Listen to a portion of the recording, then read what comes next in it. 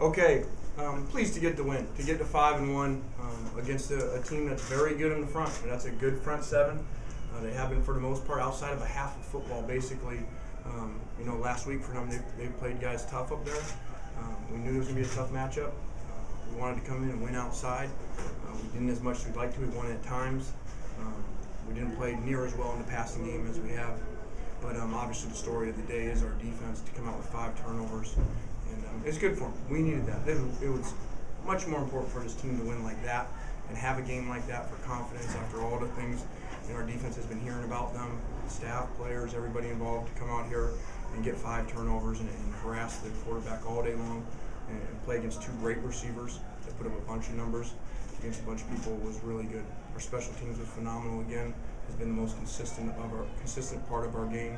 Our offense, defense have both been up and down. But like I said last week, really for the last 2 weeks of the bye, don't judge us on one game. Just like last week, we didn't become the best offense ever versus Arizona and the worst defense ever. Right now it's not flawed. I think we're the 85 Bears on defense. So, let's take the whole season together, continue to get better as a team. And it's the first time we've been 5-1 since we've been here. So it's a good feeling. It's a good feeling to be led by our defense, especially on the road. We're going to have to do that. We're going to have to do it again next week.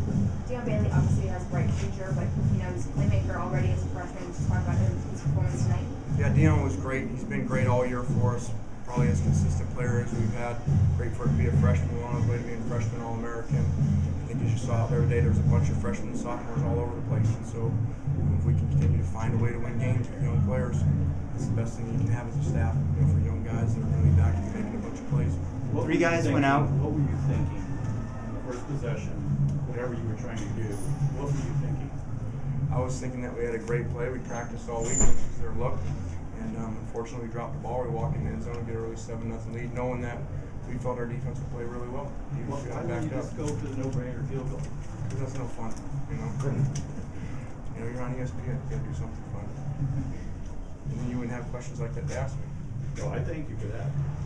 You had 3 guys go out with what looked like pretty significant injuries, Anthony, Marquise, and Mark. What can you tell us about those? Yeah, I don't know a whole lot about all of them, but there was a bunch of guys. That's why I was proud of our second half. Obviously, it wasn't fun to not be explosive on offense.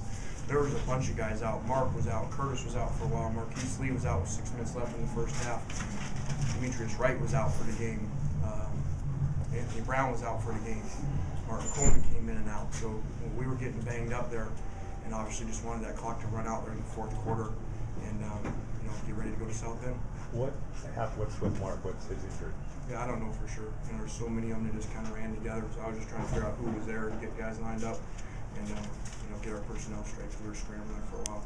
Is there any frustration in kind of the inability to play a complete game? I mean, your defense played well tonight, but yeah, it is. That's what I think. If you're going to be a good coach, you better have those standards that you expect to play great all the time in all 3 phases. I agree with you guys. I'm the same way. We want to play great. We're not pleased with how that game went. But then again, we won by a couple touchdowns. In the conference, a conference team that puts us to 5-1. So we got to remember that too. Make sure that our players are enjoying the wins as well too, and understand they're hard to come by. How much action should we expect George Farmer to get in the future? See him play today.